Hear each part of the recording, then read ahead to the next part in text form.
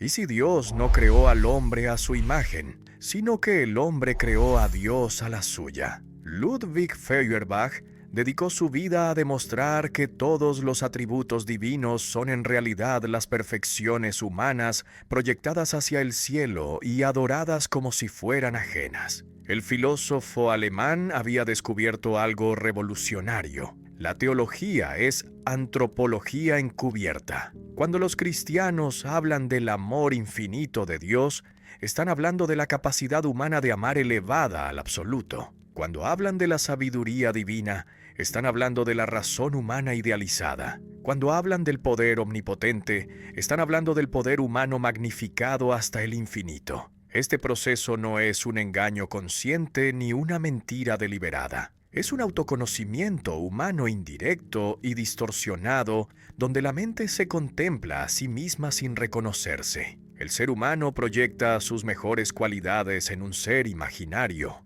y luego se arrodilla ante su propia esencia convertida en algo extraño. Pero la consecuencia es devastadora: la alienación religiosa. Los atributos que adoramos en Dios son nuestros propios atributos magnificados hasta el infinito y proyectados fuera como si pertenecieran a un ser separado. Esta inversión es la tesis central revolucionaria que Feuerbach desarrolla en la esencia del cristianismo, demoliendo siglos de teología. Cuando decimos que Dios es amor, no estamos describiendo un ser celestial, sino expresando la capacidad humana de amar elevada a lo absoluto. El amor que atribuimos a Dios lo conocemos porque amamos concretamente a otros seres humanos en nuestra experiencia terrestre. La sabiduría divina es la inteligencia humana pensada sin límites. La justicia divina es el sentido humano de equidad purificado de toda la corrupción temporal. El poder divino es la fuerza humana imaginada sin las restricciones físicas. Todos los atributos que los teólogos analizan durante siglos son las perfecciones humanas reales hipostasiadas mediante una operación psicológica compleja que separa estas cualidades de su portador original, convirtiéndolas en las propiedades de una entidad imaginaria externa. Toda la teología es la antropología encubierta que habla del ser humano sin saberlo cuando cree hablar de Dios con la objetividad científica. Los estudios sobre los atributos divinos revelan las capacidades humanas mistificadas bajo los nombres celestiales. Cuando los teólogos debaten si Dios es principalmente justo o principalmente misericordioso, están debatiendo en realidad sobre la naturaleza humana, preguntándose qué cualidad debe prevalecer en nosotros: el rigor moral o la compasión indulgente. La narrativa religiosa tradicional afirma que Dios creó al hombre a su imagen, otorgándole la similitud parcial con el Creador infinito. Feuerbach invierte completamente esta relación, mostrando que el hombre creó a Dios a la suya propia mediante la proyección imaginativa. Los humanos observaron sus propias capacidades mejores y las pensaron realizadas plenamente sin las limitaciones que experimentan en la existencia finita. Esta operación no fue consciente ni deliberada, como si los sacerdotes hubieran conspirado para engañar las masas crédulas. Este proceso es el autoconocimiento humano indirecto y distorsionado,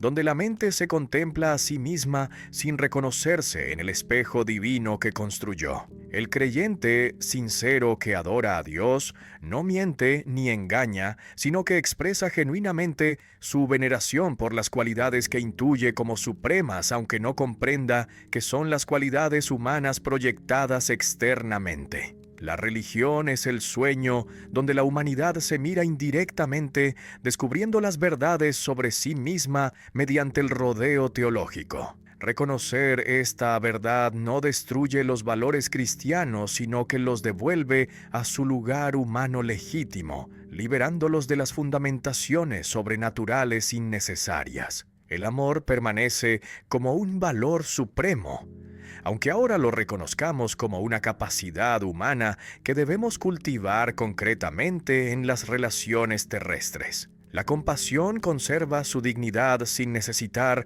la validación celestial que la respalde desde arriba. La justicia se sostiene firmemente porque responde a las necesidades humanas reales, y no porque un legislador divino la ordene arbitrariamente. Los valores cristianos auténticos sobreviven la muerte de Dios cuando se humanizan radicalmente, comprendiéndolos como las aspiraciones humanas legítimas. La fraternidad universal predicada por el cristianismo es una verdad profunda sobre la humanidad, que no requiere la fundamentación teológica para mantenerse. Podemos afirmar la igualdad de todos los seres humanos sin recurrir a la doctrina de que somos los hijos del mismo Padre Celestial que nos otorga la dignidad idéntica. ¿Por qué el creyente devoto que adora intensamente a Dios se siente cada vez más miserable e indigno? Al proyectar sus mejores cualidades en un ser divino externo, el ser humano se empobrece vaciándose a sí mismo de lo que le pertenece legítimamente. Esta alienación religiosa es un proceso dramático donde el hombre transfiere todo lo bueno fuera de sí mismo, quedándose solo con los defectos, las debilidades y los pecados que lo definen negativamente. Cree que el bien, la fuerza y la sabiduría residen completamente fuera de él, en un otro absoluto inalcanzable que lo supera infinitamente. La relación es inversamente proporcional con una precisión matemática fatal. Cuanto más grande, perfecto y poderoso, se imagina a Dios más pequeño, imperfecto y débil, se vuelve el hombre que lo adora desde la insignificancia autoimpuesta. Esta dinámica no es accidental, sino estructural. En la conciencia religiosa que requiere la distancia infinita entre el adorador y el adorado para funcionar efectivamente. El creyente debe sentirse indigno para que Dios sea digno. Debe reconocerse pecador para que Dios sea santo. Debe aceptarse impotente para que Dios sea omnipotente. El creyente llega a creer que nada bueno habita en él, sino que todo bien viene de Dios como un don gratuito que no merece por sus propios méritos. Esta convicción destruye la autoestima, transformándola en la dependencia absoluta de la gracia divina que se concede o se niega según la voluntad inescrutable. El hombre religioso se experimenta como un vacío que debe llenarse desde fuera, como la oscuridad que espera la iluminación externa, como la debilidad que necesita la fuerza ajena para sostenerse sin caer en el abismo del pecado. La alienación es la separación donde el ser humano se separa de su propia esencia, presentándosela como algo ajeno, extraño y superior que lo juzga severamente. Esta separación no es meramente intelectual, sino existencial, porque afecta la estructura completa de la personalidad que se organiza alrededor del vacío interno. El alienado religioso vive fuera de sí mismo, proyectando su centro hacia el cielo, imaginario, donde reside todo lo que él no es, pero debería ser, según los mandatos morales internalizados. La religión promete la liberación del pecado y la muerte, pero produce la esclavitud psicológica real mediante la culpa perpetua. El hombre se siente culpable, pequeño y dependiente frente a esa perfección exterior imaginada que lo observa constantemente, juzgando cada pensamiento, cada deseo y cada acción según los estándares imposibles de cumplir para los seres finitos. Esta vigilancia internalizada del ojo divino que todo lo ve genera la angustia permanente, porque ningún humano puede ser perfecto, como el Padre Celestial es perfecto, según exige el mandato evangélico imposible. Esta alienación religiosa es la forma primaria de alienación que Marx extenderá posteriormente a la alienación económica del trabajo. Feuerbach descubre la estructura básica de la alienación en el dominio religioso. El productor se enfrenta a su producto como un poder ajeno que lo domina. El hombre produce a Dios mediante su imaginación, pero después este producto imaginario se vuelve contra él, exigiéndole la sumisión absoluta. la obediencia ciega y el sacrificio de sus intereses terrestres legítimos en nombre de la salvación eterna prometida. Hegel invirtió la relación real, poniendo el pensamiento antes del ser, como si la idea creara la materia mediante el autodesarrollo dialéctico. En su sistema, el espíritu absoluto es el origen de toda la realidad que se despliega temporalmente, buscando retornar a sí mismo con la plena autoconciencia. La naturaleza es un momento de alienación del espíritu que sale de sí para encontrarse después en el humano que piensa la totalidad comprendiéndola racionalmente. Esta arquitectura invierte completamente el orden real, subordinando lo material a lo espiritual. Feuerbach opera la inversión materialista radical, que pone el mundo sobre sus pies, después de siglos caminando invertido. No es el pensamiento quien crea al ser, sino el ser quien produce al pensamiento como un desarrollo superior de la materia organizada complejamente. Un cerebro humano es 1,5 kilos de materia orgánica, compuesta de las neuronas interconectadas, que mediante los procesos electroquímicos genera lo que llamamos la conciencia. Las ideas y los conceptos, sin necesitar los ingredientes inmateriales adicionales que los idealistas postulan gratuitamente. La naturaleza existe primero y el espíritu surge después como un producto de la evolución natural que alcanza cierto grado de complejidad organizativa. Los dinosaurios existieron durante 160 millones de años, sin necesitar los espíritus que los pensaran para ser reales. Las galaxias giran en el vacío cósmico, sin requerir los observadores que las constituyan mediante los actos cognitivos.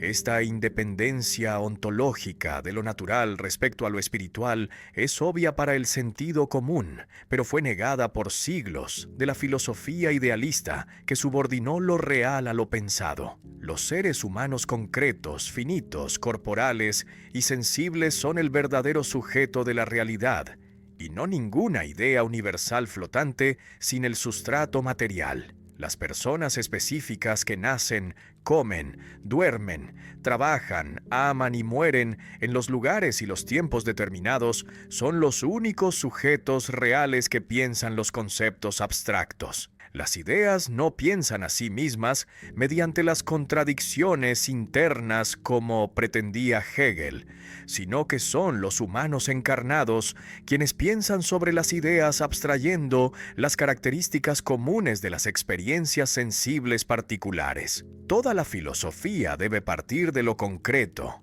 lo sensible y lo real, sin comenzar desde los conceptos abstractos desconectados de la vida material. Un árbol concreto con las raíces en la tierra específica, con las ramas que crecen hacia la luz solar real, con los frutos que alimentan los cuerpos hambrientos, es primero ontológicamente. El concepto universal de árbol viene después mediante la operación mental que abstrae lo común, ignorando las diferencias particulares. Invertir este orden haciendo que el concepto genere los árboles particulares es absurdo comparable a afirmar que las sombras proyectadas producen los objetos sólidos que las causan. Esta inversión funda el materialismo moderno, que Marx radicalizará en los términos históricos y sociales, mostrando que las relaciones materiales de producción determinan las formas de conciencia. Sin Feuerbach, la transición del idealismo hegeliano al materialismo dialéctico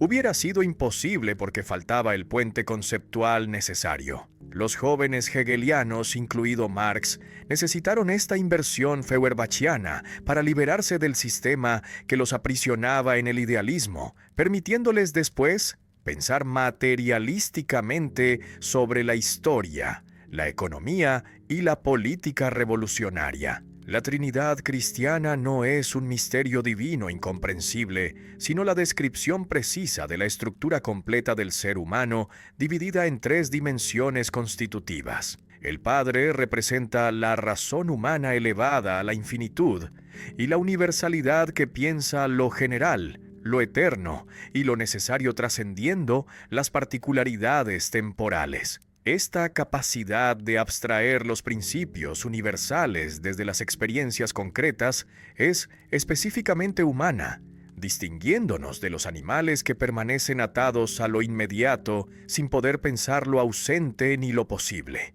Cristo encarna el corazón humano expresando el amor, la compasión, el sentimiento y la unión afectiva con el otro concreto que sufre. La encarnación del Verbo simboliza que la razón pura debe hacerse carne, vinculándose emocionalmente con la realidad sensible particular. Cristo que llora, sufre y ama es el reconocimiento teológico de que el ser humano no es solo el intelecto abstracto, sino también la afectividad que se conmueve ante el dolor ajeno, estableciendo los vínculos emocionales que trascienden el cálculo racional utilitario. El Espíritu Santo simboliza la voluntad activa y la comunidad representando el vínculo dinámico entre los seres humanos en la acción común dirigida hacia los fines compartidos.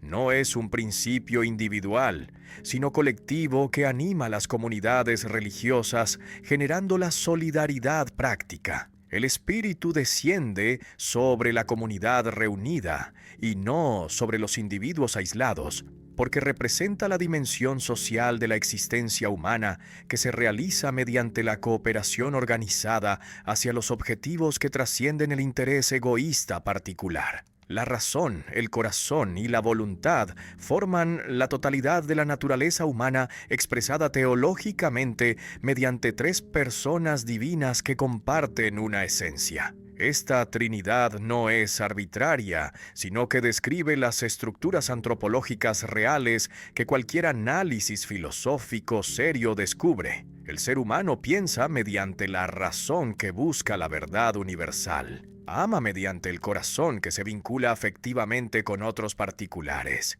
Y actúa mediante la voluntad que transforma el mundo, realizando los proyectos comunitarios. Estas tres dimensiones no pueden separarse sin mutilar la humanidad completa, reduciéndola a una caricatura unilateral. El cristianismo acertó al intuir esta unidad triádica de la naturaleza humana, pero erró al proyectarla fuera como un ser separado trascendente que existe independientemente. Debió reconocer que esta Trinidad habita en cada ser humano concreto sin necesitar la fundamentación celestial. La teología trinitaria es la verdad antropológica, distorsionada mediante el lenguaje religioso que oculta su contenido humano, bajo los nombres divinos mistificados que impiden el reconocimiento directo. Traducir correctamente el lenguaje teológico al lenguaje antropológico significa devolver a la humanidad lo que siempre fue suyo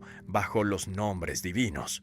Cuando comprendemos que el Padre es nuestra razón, Cristo nuestro amor y el Espíritu nuestra voluntad comunitaria, entonces recuperamos estas capacidades como propias sin depender de los modelos celestiales externos. Esta traducción no destruye, sino que completa el cristianismo, realizando humanamente lo que prometía teológicamente sin poder cumplir, porque buscaba la perfección en los cielos imaginarios, en lugar de cultivarla en las relaciones terrestres concretas donde puede realizarse efectivamente. El idealismo construyó durante siglos la mentira de que los sentidos engañan, mostrando las apariencias falsas, mientras que solo la razón pura alcanza las verdades eternas. Platón enseñó que la vista muestra las sombras de las ideas perfectas. Descartes dudó de toda la percepción sensible buscando la certeza en el pensamiento abstracto.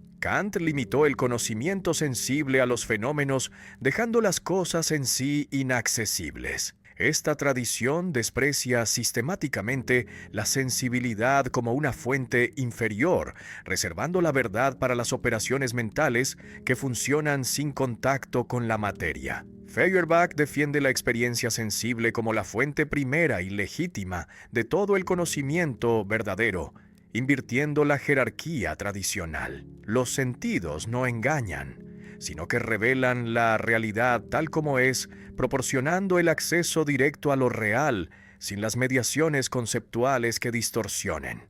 Un niño que toca el fuego aprende su naturaleza quemante mediante el dolor inmediato sin necesitar las deducciones lógicas sobre la combustión. Esta experiencia sensorial directa proporciona el conocimiento genuino que ningún razonamiento abstracto puede igualar en la certeza vivida, porque el cuerpo sabe antes de que la mente reflexione sobre lo sabido. El idealismo crea las ilusiones conceptuales abstractas que falsifican la realidad, separándola violentamente de la experiencia sensible concreta. Los conceptos universales que el idealismo celebra como superiores son las abstracciones empobrecedoras que eliminan la riqueza cualitativa de lo particular, reduciéndolo a los esquemas generales. La rosa conceptual del idealismo carece del color vibrante, del aroma penetrante y de la textura delicada de la rosa sensible real, que percibimos mediante los sentidos que captan su singularidad concreta, irreductible a las definiciones universales. El ser humano es lo que come. Esta tesis radical y provocativa vincula la conciencia directamente con la base material fisiológica, rechazando los dualismos que imaginan las almas subsistentes sin la alimentación corporal. Un cerebro malnutrido durante la infancia no desarrolla plenamente sus capacidades cognitivas debido a las carencias que impiden el crecimiento neurológico normal. Las poblaciones hambrientas producen menos filósofos y científicos, no por la inferioridad cultural, sino por la desnutrición crónica que destruye el sustrato material del pensamiento antes de que pueda desarrollarse completamente. El conocimiento surge del contacto sensible con el mundo mediante los órganos sensoriales que registran los estímulos externos, y no de los principios abstractos innatos o trascendentales previos a la experiencia. No nacemos con las ideas sobre los triángulos, sino que vemos múltiples objetos triangulares en la experiencia empírica, y después abstraemos el concepto general. La geometría euclidiana no cae del cielo platónico, sino que emerge de la experiencia humana midiendo los terrenos y construyendo los edificios durante siglos de la práctica artesanal que precedió la teorización matemática formal. La filosofía del futuro debe ser la filosofía de los sentidos, del cuerpo viviente y no de la razón pura separada artificialmente de la materia. Debe partir del ser humano completo que ve los colores, escucha los sonidos, toca las texturas, huele los aromas y saborea los alimentos antes de pensar los conceptos abstractos sobre estas experiencias. La sensación no es un escalón inferior que debe superarse, sino la actividad superior del conocimiento humano que proporciona el material indispensable para toda la reflexión posterior que opera sobre los contenidos proporcionados originalmente por los sentidos que nos conectan directamente con la realidad exterior. El cuerpo se desploma en la cama después de 15 horas de trabajo físico agotador. Los músculos duelen exigiendo el descanso inmediato. El estómago reclama el alimento con las contracciones que no pueden ignorarse. Esta materialidad brutal del cuerpo contradice siglos de la filosofía idealista que imaginó los espíritus puros flotando sobre la materia corrupta. El ser humano no es un espíritu encerrado en un cuerpo como un prisionero en una celda oscura, sino un cuerpo viviente que piensa, siente, desea y ama como una unidad indivisible que no puede separarse sin destruir ambos componentes artificialmente divididos. El idealismo desprecia al cuerpo y las necesidades corporales, considerándolas los obstáculos sucios para el espíritu puro elevado que busca las verdades eternas. Platón quería liberarse del cuerpo tumba que aprisiona el alma inmortal. El cristianismo predicó la mortificación de la carne pecaminosa que tienta al espíritu con los placeres temporales. El ascetismo celebró el ayuno, la abstinencia sexual y el dolor autoinfligido como los caminos hacia la purificación espiritual mediante la negación sistemática de las necesidades corporales legítimas que exigen la satisfacción para mantener la vida. Las necesidades materiales son el fundamento legítimo de toda la vida humana, sin las cuales no hay una existencia posible. El hambre, la sed, la sexualidad y la salud no son las vergüenzas que ocultar, sino las realidades primarias que deben satisfacerse antes de toda actividad superior. Un filósofo hambriento no filosofa profundamente porque su cerebro carece de la glucosa necesaria para sostener el pensamiento complejo durante los períodos prolongados. La jerarquía de necesidades no puede invertirse fingiendo que el espíritu subsiste sin la base material que lo sostenga físicamente. Pensar, amar y querer son las funciones del cuerpo completo integrado, y no de un alma separada flotando en lo abstracto más allá de la materia. Cuando amo a alguien, no es mi alma incorpórea la que ama, mientras mi cuerpo permanece neutral e indiferente. Es mi cuerpo entero el que ama, mediante los gestos que expresan el afecto, las caricias que comunican el deseo y las palabras pronunciadas por las cuerdas vocales, que vibran en el aire transmitiendo los significados. Separar el amor del cuerpo es una abstracción violenta que falsifica la experiencia real del amor encarnado, que incluye necesariamente la dimensión corporal, sin la cual no hay un amor posible, sino solo los conceptos vacíos. La filosofía tradicional falló al ignorar la dimensión corporal y material de la existencia humana concreta y sensible, construyendo los sistemas abstractos que flotan sin el fundamento real. Los filósofos que despreciaban el cuerpo comían 3 veces al día, aunque negaran teóricamente la importancia de la alimentación. Esta contradicción entre la teoría que desprecia lo corporal y la práctica que lo satisface constantemente revela la falsedad del dualismo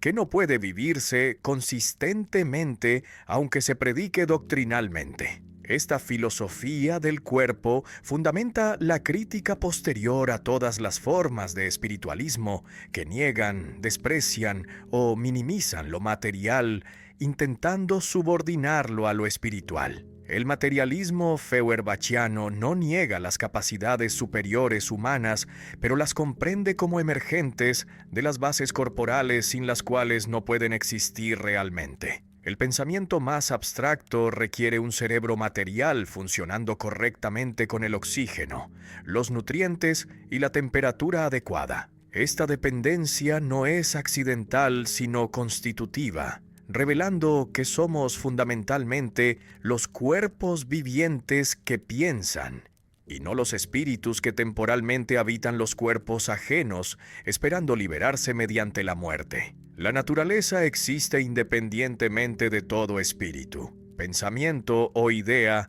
sin ser la creación ni la emanación de nada anterior. Esta afirmación parece obvia para el sentido común, pero contradice siglos de la filosofía idealista que subordinó lo natural a lo espiritual, invirtiendo las relaciones reales. Las montañas existían antes de que hubiera las mentes que las pensaran. Los océanos circulaban sin necesitar los observadores que los constituyeran mediante los actos cognitivos. Esta independencia ontológica de lo natural respecto a lo mental es el punto de partida necesario para cualquier filosofía que no quiera comenzar invertida. El idealismo reduce la naturaleza a un simple momento del desarrollo del espíritu absoluto que sale de sí mismo para retornar después con la plena autoconciencia. Hegel concibe la naturaleza como la idea en el estado de alienación temporal, esperando ser superada dialécticamente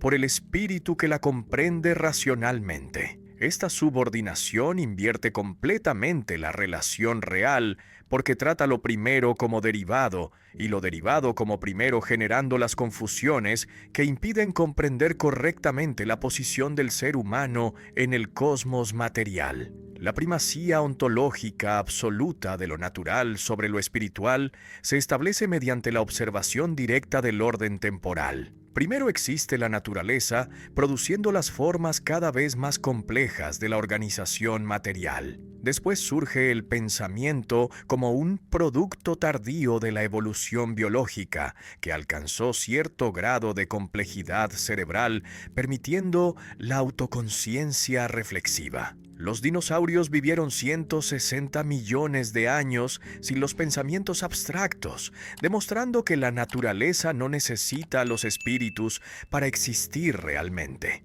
El ser humano es una parte integrante de la naturaleza, y no un reino aparte superior a ella por la supuesta dignidad espiritual. Compartimos con los animales las necesidades básicas de alimentación, reproducción y supervivencia que nos vinculan a la cadena trófica planetaria. Nuestra capacidad de pensar los conceptos abstractos no nos separa metafísicamente de la naturaleza, sino que es un desarrollo emergente de las bases materiales que evolucionaron durante millones de años, produciendo los cerebros capaces de la reflexión compleja. Reconocer esta primacía no implica un reduccionismo burdo que niega las capacidades humanas superiores, declarándolas las ilusiones sin realidad. El materialismo feuerbachiano respeta la complejidad emergente de la vida y la conciencia, sin necesitar postular las sustancias inmateriales que las expliquen.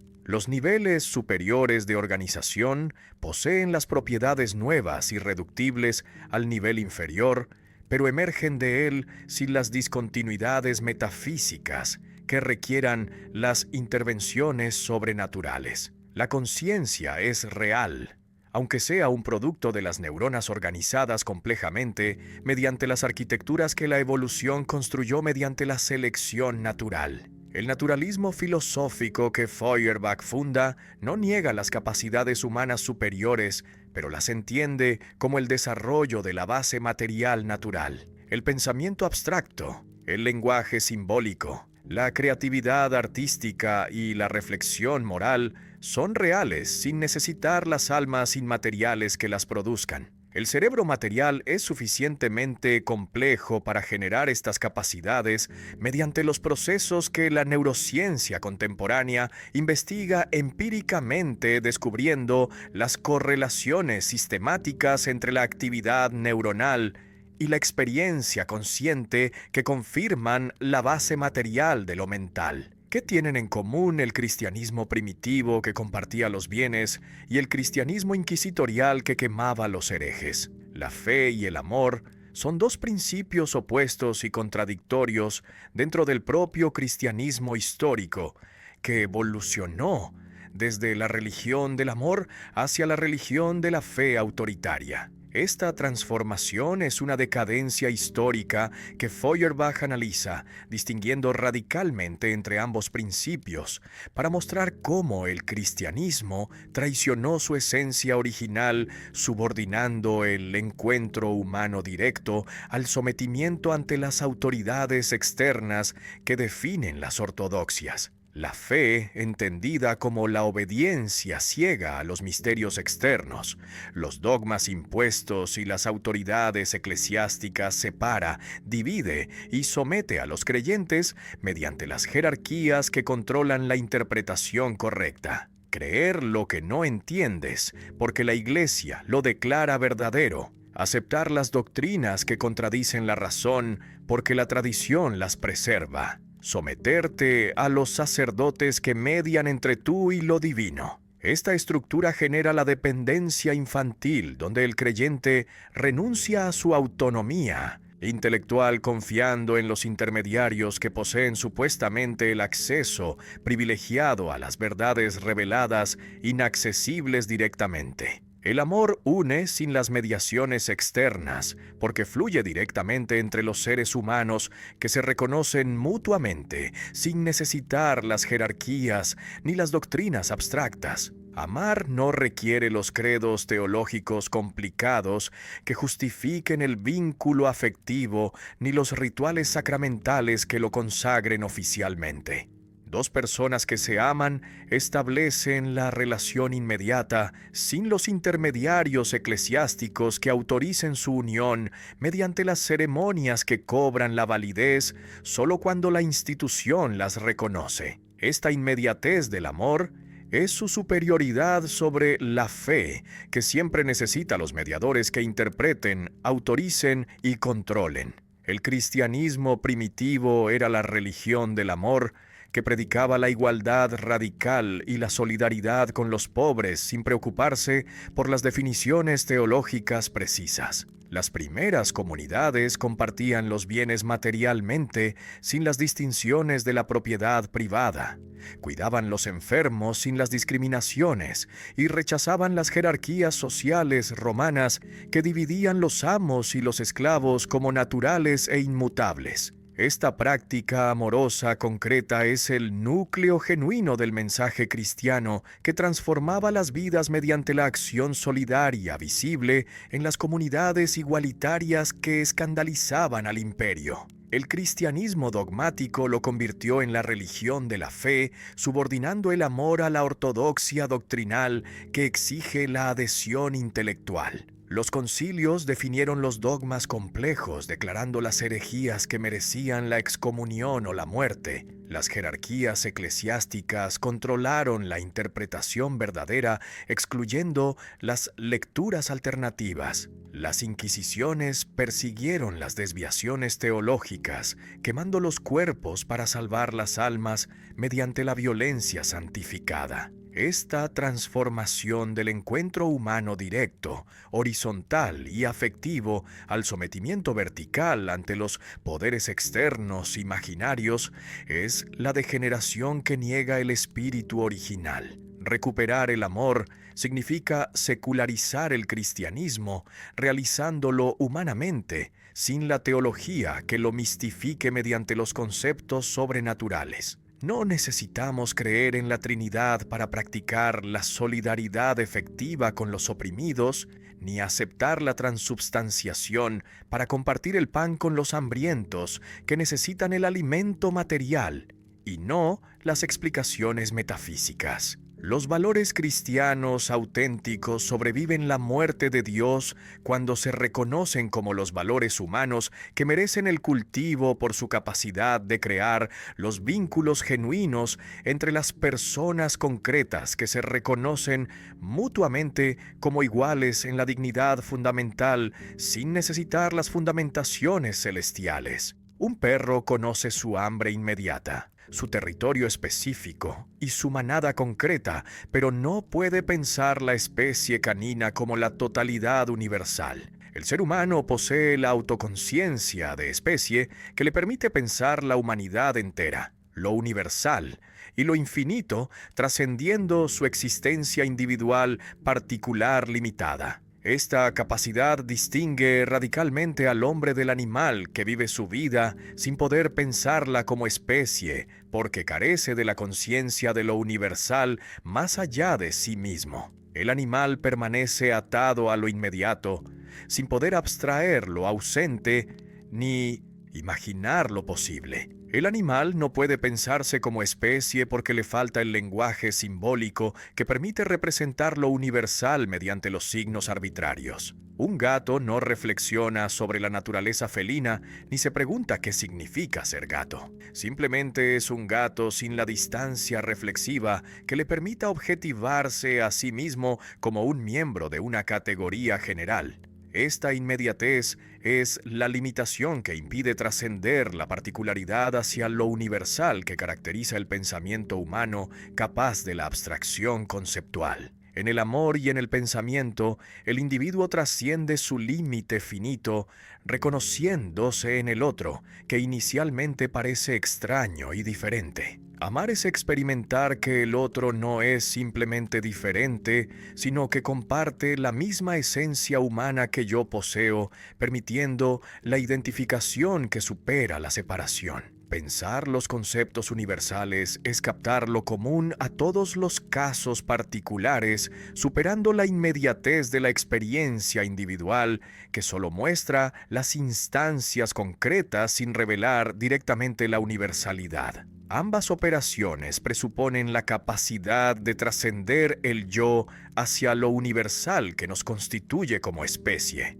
La religión expresa confusamente esta autoconciencia de especie al pensar lo infinito y universal que trasciende toda la finitud particular. Cuando el creyente contempla a Dios infinitamente sabio, poderoso y bueno, está pensando en realidad las potencialidades ilimitadas de la especie humana, proyectadas como la actualidad divina. Lo infinito no es un ser separado que existe independientemente, sino la humanidad pensada sin las limitaciones que cada individuo padece en su existencia finita y vulnerable. Dios es la humanidad idealizada elevada a lo absoluto mediante la operación imaginativa que proyecta fuera lo que habita dentro como la potencia no realizada. El ateísmo filosófico auténtico no es la negación vacía ni nihilista que rechaza todo valor, sino el reconocimiento consciente de que lo infinito, lo universal y lo absoluto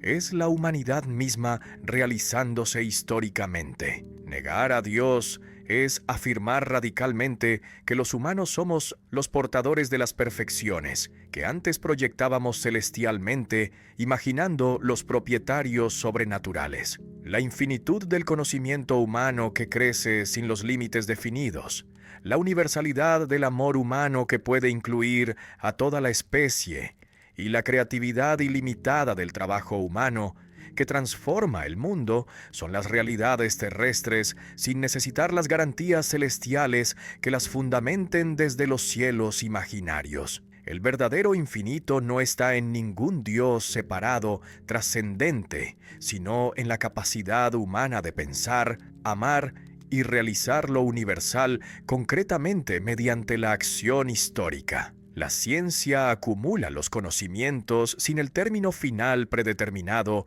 aproximándose asintóticamente a las verdades que nunca alcanza definitivamente. El arte crea las formas nuevas infinitamente sin agotar las posibilidades expresivas.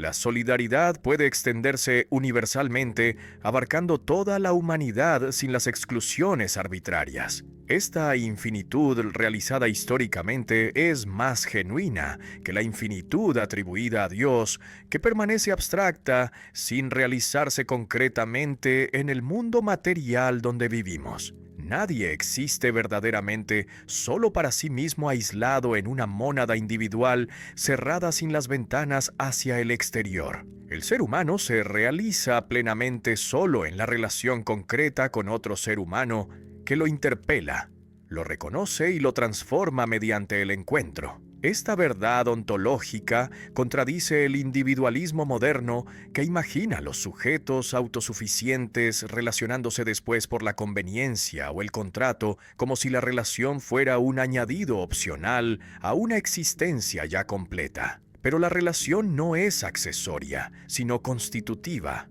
porque el yo emerge precisamente en el encuentro con el tú que lo interpela llamándolo a la respuesta. La relación yo-tú es el fundamento ontológico de la existencia humana, porque el tú es tan constitutivo del ser como el yo, sin el cual no hay una identidad posible. Sin el otro que me mira, me habla y me responde, no puedo desarrollar la autoconciencia reflexiva que requiere la distancia objetivante. Los niños salvajes criados sin el contacto humano no desarrollan el lenguaje ni el pensamiento abstracto, demostrando empíricamente que la humanidad no es una propiedad individual innata, sino una capacidad que emerge en la relación con otros humanos que nos humanizan mediante la interacción. El yo no precede al tú, sino que ambos se constituyen mutuamente en la relación dialógica. El amor no es un sentimiento romántico privado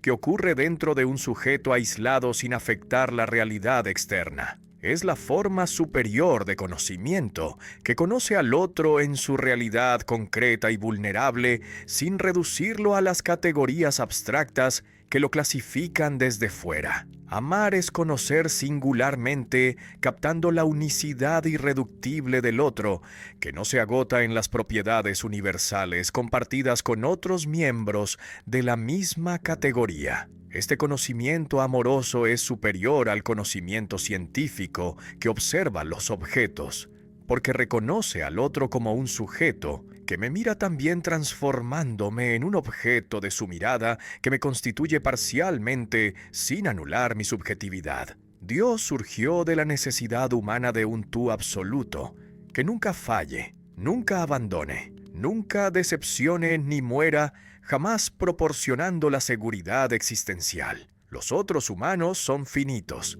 mortales y falibles, que pueden traicionar rompiendo las promesas, enfermar perdiendo las capacidades o morir dejándonos solos irremediablemente. Esta vulnerabilidad de las relaciones humanas genera la angustia existencial que busca el refugio en un tú divino que promete la fidelidad eterna sin las limitaciones de la carne mortal que se descompone inevitablemente. El tú absoluto es la proyección imaginaria que compensa la precariedad de las relaciones reales, ofreciendo la seguridad imposible. El verdadero tú es siempre otro ser humano concreto, finito, vulnerable y mortal como yo, que comparte mi condición sin las escapatorias posibles. Buscar un tú absoluto invulnerable es huir de la realidad hacia las ilusiones consoladoras que evitan la angustia del amor real que acepta la pérdida inevitable. Amar genuinamente es aceptar la vulnerabilidad del otro y la propia, sabiendo que la muerte separará inevitablemente lo que la vida unió temporalmente, sin la posibilidad de los reencuentros eternos prometidos por las religiones que venden los consuelos baratos a cambio de la sumisión presente. La madurez consiste en amar sin las garantías sobrenaturales que eliminen los riesgos inherentes a toda relación auténtica. Esta filosofía dialógica que Feuerbach esboza sin desarrollar completamente influirá decisivamente en Buber, que escribirá Yo y tú sistematizando la relación dialógica, en Marcel, que desarrollará la filosofía de la presencia, y en todo el personalismo del siglo XX, que hará de la relación interpersonal el centro de la reflexión filosófica. Reconocer que existimos constitutivamente en relación transforma la comprensión de la libertad, que no es la autonomía absoluta, sino la responsabilidad ante otros, la identidad personal que se forma mediante el reconocimiento mutuo, y la moralidad que emerge del encuentro cara a cara con el otro vulnerable que me interpela. Millones de creyentes rezan diariamente suplicando la salvación personal, mientras ignoran el sufrimiento de los hambrientos que los rodean. Esta contradicción revela cómo la doctrina de la inmortalidad personal individual refuerza el egoísmo más profundo, convirtiendo la salvación en el objetivo supremo que subordina todo lo demás. Cada creyente busca salvar su alma individual, preocupándose más por su destino eterno imaginario que por la solidaridad con los que sufren ahora en el presente concreto, requiriendo la ayuda material inmediata. La religión que predica el amor universal produce paradójicamente los individuos obsesionados con su propia eternidad, calculando los méritos que garanticen las recompensas celestiales futuras. La creencia en otra vida devalúa la vida presente concreta, convirtiéndola en una sala de espera miserable, donde solo importa prepararse para el más allá. La tierra es el valle de lágrimas que debe soportarse pacientemente, esperando la vida verdadera que comienza después de la muerte liberadora. Esta devaluación sistemática del presente destruye la urgencia de transformar las condiciones materiales que causan el sufrimiento, porque todo se relativiza ante la eternidad prometida. Los oprimidos aprenden a soportar la injusticia presente confiando en las recompensas futuras que compensarán multiplicadamente los sufrimientos temporales padecidos con la resignación virtuosa. Una inmortalidad humana auténtica y no egoísta es vivir en la memoria amorosa de quienes amamos, permanecer en la especie mediante los hijos que continúan nuestra vida, en las obras que transformaron el mundo y en el recuerdo de quienes nos conocieron. Los muertos viven en nosotros mediante las enseñanzas que internalizamos, los valores que heredamos y las historias que contamos preservando su memoria. Esta permanencia limitada es suficiente para quien acepta la finitud sin necesitar las compensaciones sobrenaturales que prometen la eternidad personal. Sócrates vive más intensamente que miles de reyes olvidados porque su pensamiento continúa transformando las mentes 25 siglos después de su muerte física. La obsesión por la salvación personal destruye la solidaridad humana real, transformando la ética en el cálculo egoísta de las recompensas eternas individuales. Si ayudo al pobre para ganar el cielo, entonces mi acción es egoísta, aunque parezca altruista superficialmente. La verdadera moralidad no busca las recompensas, sino que fluye del reconocimiento directo del otro como un igual que merece la ayuda sin condiciones. Esta fundamentación inmanente de la ética es superior a la trascendente porque no colapsa cuando se pierden las creencias religiosas que las sociedades modernas abandonan progresivamente sin perder por ello sus estándares morales básicos. Aceptar la finitud es la madurez que ama la vida presente sin huir hacia los mundos imaginarios, prometiendo la eternidad a cambio de la obediencia. La muerte es el límite que otorga el sentido a la vida, generando la urgencia que obliga a elegir qué haremos con el tiempo limitado disponible. Si fuéramos inmortales, nada sería urgente, porque siempre habría el tiempo infinito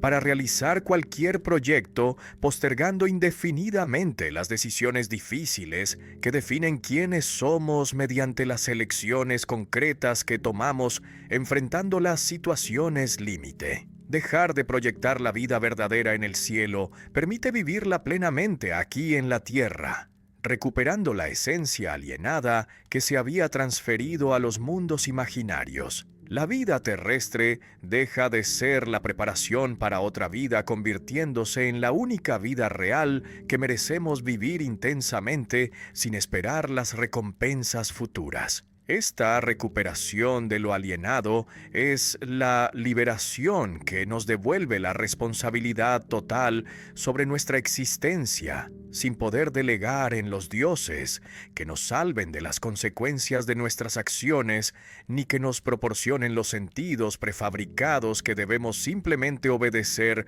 sin cuestionar críticamente. Ser libre significa reapropiarse de las potencias proyectadas en Dios, reconociéndolas como propias sin la culpa que paralice. El amor que atribuíamos a Dios como su propiedad exclusiva es la capacidad humana real que debemos cultivar concretamente en las relaciones terrestres, sin esperar que descienda celestialmente. La sabiduría que imaginábamos residiendo solo en la mente divina omnisciente es la potencialidad humana desarrollable mediante el estudio, la reflexión y la experiencia acumulada generacionalmente. Esta reapropiación no es un robo sacrílego, sino la recuperación legítima de lo que siempre fue nuestro, aunque lo habíamos olvidado proyectándolo fuera. La ética se funda en la realización plena de la naturaleza humana común, compartida por todos sin necesitar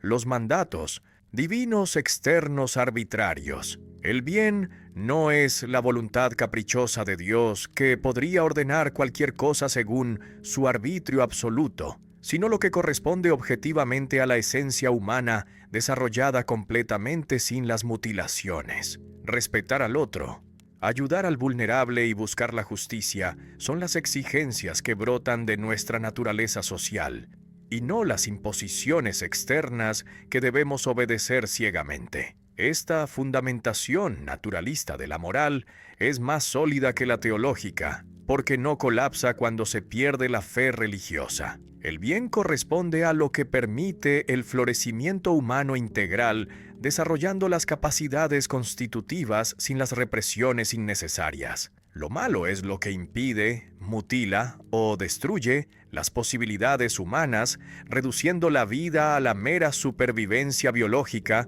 sin las dimensiones superiores. Esta objetividad del bien y el mal no depende de las revelaciones divinas, sino que puede descubrirse mediante la observación cuidadosa de qué condiciones permiten o impiden el desarrollo humano completo. La moral autónoma es posible porque la naturaleza humana proporciona los criterios internos que no requieren la validación sobrenatural externa. Una moral autónoma sin teología se basa en el reconocimiento del otro como un igual que porta la misma esencia humana vulnerable. Debo respetar al otro no porque Dios lo ordene mediante los mandamientos revelados, sino porque reconozco en él la misma humanidad que yo porto y que merece la consideración. Esta fundamentación inmanente genera las obligaciones reales sin necesitar las amenazas de los castigos eternos, ni las promesas de las recompensas celestiales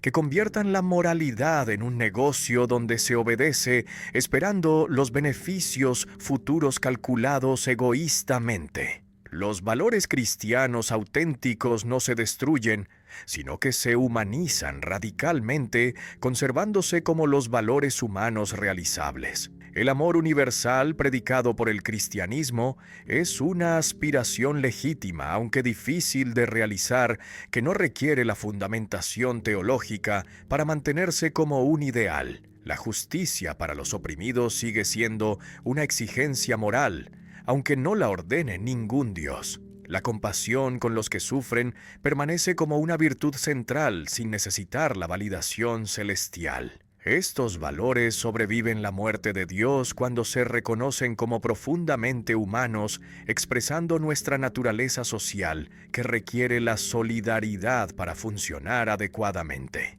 La liberación religiosa que Feuerbach propone es el primer paso que debe seguir la liberación política y económica posterior de las masas oprimidas. Reconocer que Dios es la proyección humana libera mentalmente, pero no transforma las condiciones materiales que generan la miseria y la explotación, manteniendo las mayorías en la pobreza, mientras las minorías acumulan la riqueza desproporcionada. Esta limitación del humanismo feuerbachiano será criticada por Marx, que extenderá la crítica de la religión hacia la crítica de la economía política, analizando las bases materiales de la opresión y proponiendo la transformación revolucionaria de las relaciones de producción capitalistas. El secreto oculto de la filosofía idealista alemana es que sigue siendo la teología cristiana simplemente traducida al lenguaje filosófico abstracto,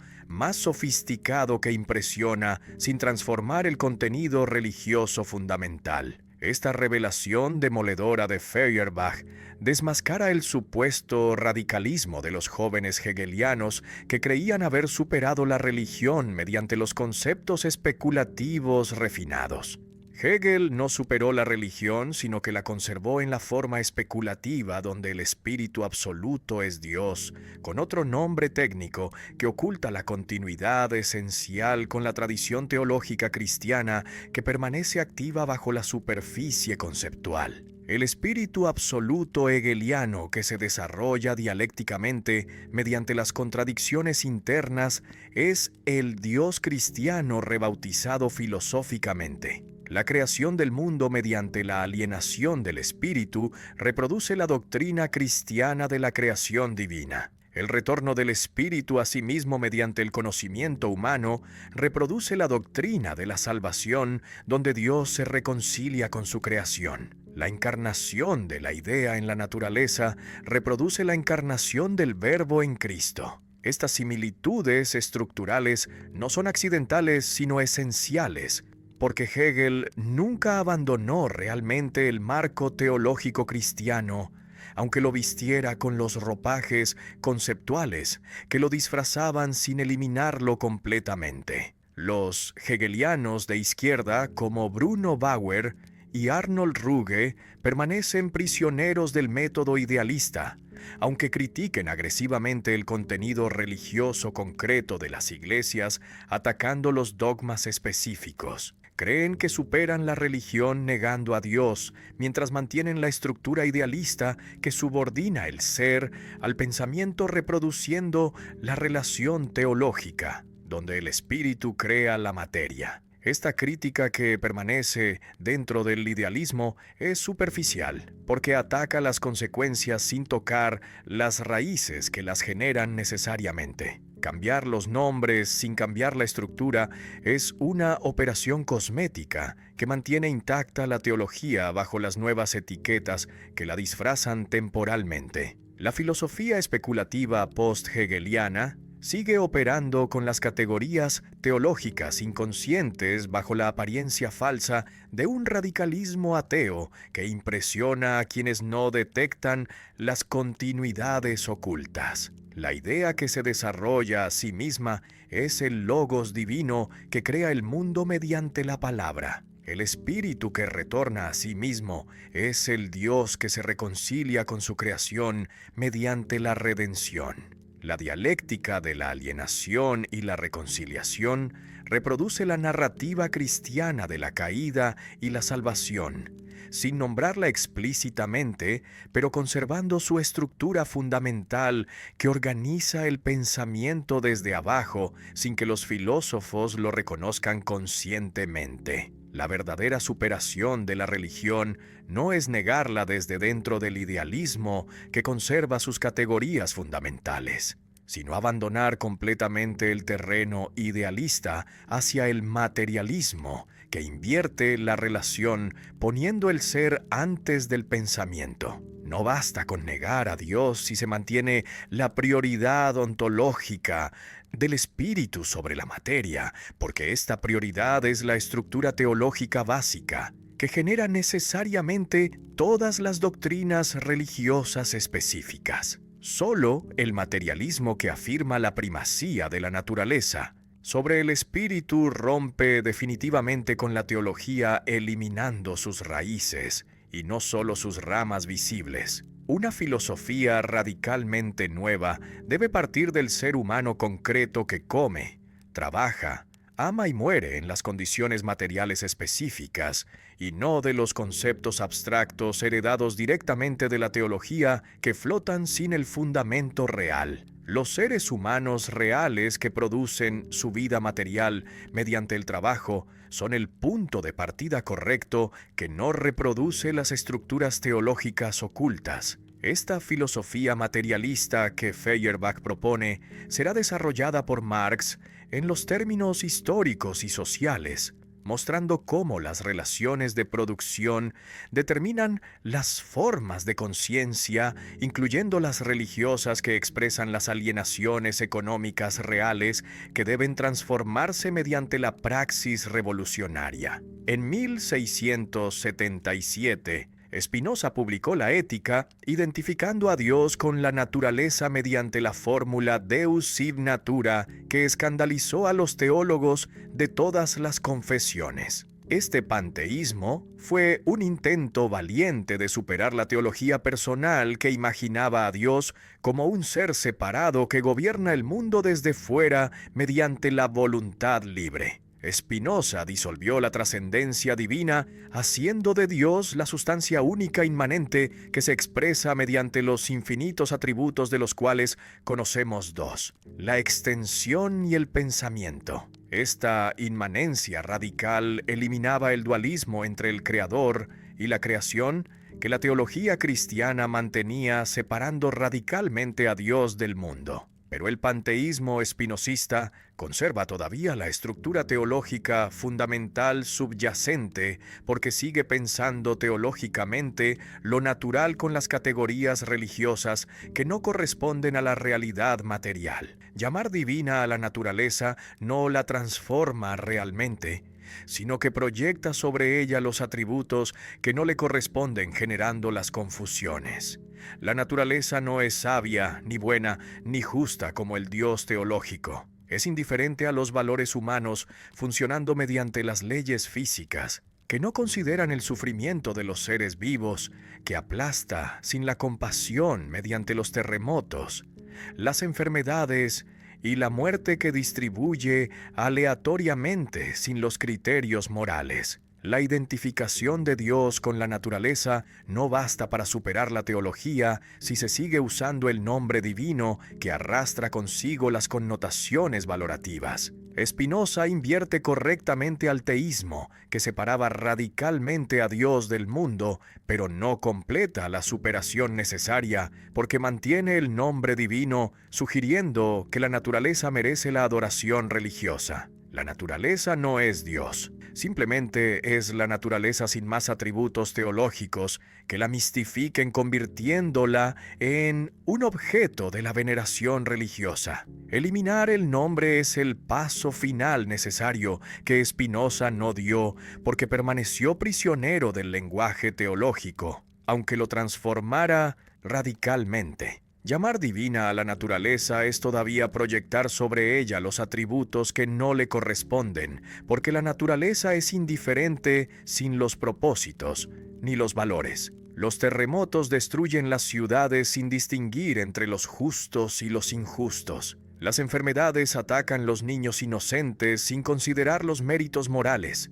La selección natural opera mediante la competencia brutal que elimina los menos aptos sin la misericordia. Esta indiferencia radical de la naturaleza contradice los atributos divinos tradicionales de la sabiduría, la bondad y la justicia que Spinoza conserva implícitamente al mantener el nombre divino que sugiere la perfección valorativa. La reverencia materialista hacia la naturaleza respeta su independencia real sin proyectar sobre ella los valores humanos que no posee, mientras que la divinización panteísta la mistifica falsamente, atribuyéndole los propósitos y las perfecciones imaginarias. Podemos reverenciar la naturaleza reconociendo nuestra dependencia absoluta de ella sin necesitar llamarla divina. Esta reverencia es compatible con el reconocimiento de que la naturaleza es un proceso ciego, sin la teleología ni la bondad, que simplemente funciona según las leyes físicas indiferentes a nuestros valores humanos, que emergieron tardíamente en la evolución, sin estar inscritos en la estructura fundamental del cosmos. Feuerbach se sitúa más allá del panteísmo superado, rechazando tanto el teísmo personal que separa radicalmente a Dios del mundo, como el panteísmo impersonal que identifica a Dios con la naturaleza manteniendo el nombre divino. La posición correcta es el naturalismo consecuente, sin los residuos teológicos finales que elimina completamente el concepto de Dios, reconociendo que la naturaleza es suficiente sin necesitar los complementos sobrenaturales que la fundamenten desde fuera. Este naturalismo materialista es la única posición filosófica que rompe definitivamente con la teología, eliminando sus raíces más profundas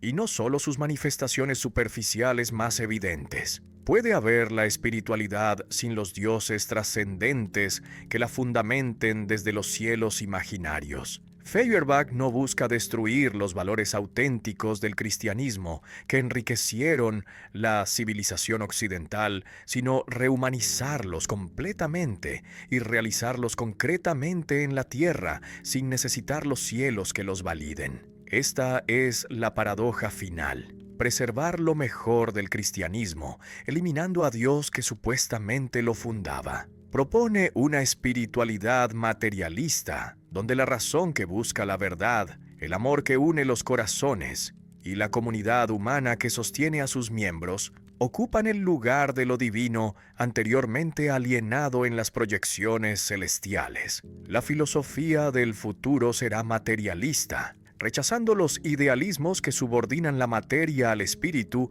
pero no será reduccionista brutalmente. Respetará toda la riqueza de la experiencia humana, concreta sin negarla ni empobrecerla mediante los esquemas simplificadores que eliminan las dimensiones esenciales. Los sentimientos, los pensamientos, las obras de arte y las reflexiones morales son reales aunque emerjan de las bases materiales. Esta posición evita tanto el dualismo, que separa violentamente el cuerpo y el alma, como el reduccionismo que niega la realidad de los niveles superiores de organización que poseen las propiedades emergentes irreductibles al nivel físico puro.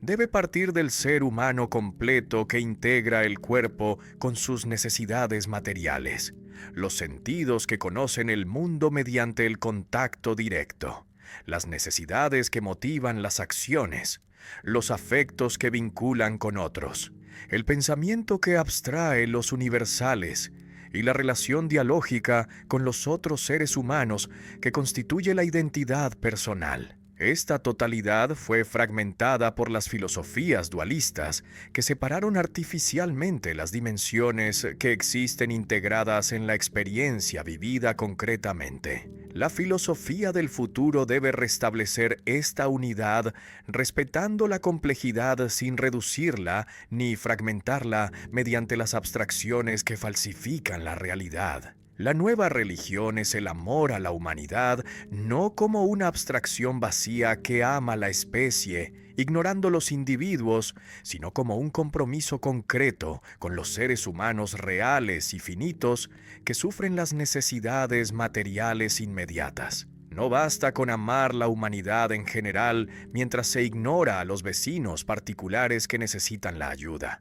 Este humanismo concreto exige la acción solidaria que transforma las condiciones materiales que causan el sufrimiento sin contentarse con los sentimientos compasivos que no se traducen en la práctica efectiva. El amor a la humanidad es vacío si no se realiza mediante las políticas económicas que eliminen la pobreza, las instituciones políticas que garanticen la justicia y las relaciones sociales que cultiven la solidaridad efectiva. Proclamar el amor a la humanidad requiere construir las sociedades donde este amor se realice concretamente mediante las estructuras que lo faciliten en lugar de obstaculizarlo. Las sociedades capitalistas que predican la fraternidad universal mientras mantienen la explotación sistemática de las mayorías por las minorías contradicen el humanismo que proclaman verbalmente. Esta contradicción entre los valores proclamados y las relaciones sociales reales será el tema central de la crítica marxista, que mostrará cómo las ideologías humanistas enmascaran las relaciones de dominación que deben transformarse mediante la revolución que reorganice la producción colectivamente. Feuerbach permanece como el fundador del humanismo ateo moderno, que afirma los valores sin fundamentarlos teológicamente, y como el crítico radical de toda forma de teología que aliene al ser humano de su propia esencia vital. Su influencia atraviesa el siglo XIX llegando hasta el presente en todos los pensadores que buscan fundamentar la ética sin recurrir a los dioses imaginarios. El existencialismo ateo, el psicoanálisis freudiano, el marxismo humanista y la filosofía analítica anglosajona son los herederos directos o indirectos de la inversión feuerbachiana que devolvió al humano lo que había proyectado celestialmente durante milenios de la alienación religiosa que impedía el autoconocimiento claro y la autonomía moral genuina.